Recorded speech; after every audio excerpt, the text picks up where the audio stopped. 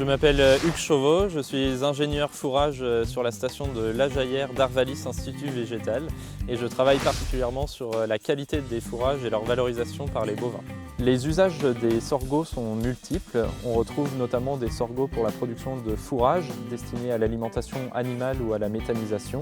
On retrouve des sorgho destinés à la production de grains et puis également des sorgho multicoupes qui vont être destinés à l'affouragement des animaux, le pâturage ou parfois utilisés en tant que couvert végétal.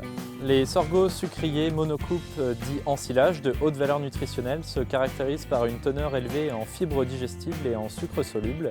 Ces sorgho sont très bien valorisés par les vaches laitières à condition qu'ils soient récoltés à une teneur en matière sèche suffisante.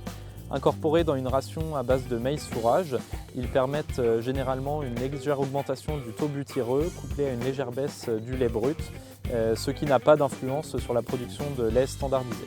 Les sorgho sucriers double usage sont caractérisés par une valeur énergétique intermédiaire. Intégrés dans les rations de vaches laitières, ils impliquent nécessairement une baisse des performances de production.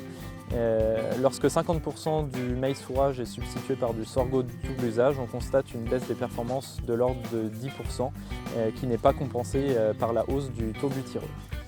En pratique, les éleveurs intègrent seulement quelques kilos de matière sèche dans la ration des vaches laitières, de l'ordre de 2 à 5 kilos de matière sèche par vache et par jour. Enfin, nous retrouvons les sorgho plutôt typés grains, donc qui présentent un profil énergétique proche de celui du maïs fourrage, riche en amidon et un petit peu moins riche en fibres digestibles que les sorgho sucriers.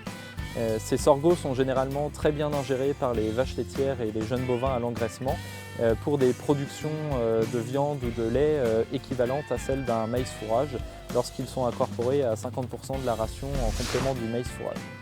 Leur efficacité alimentaire est donc légèrement inférieure par rapport au maïs fourrage.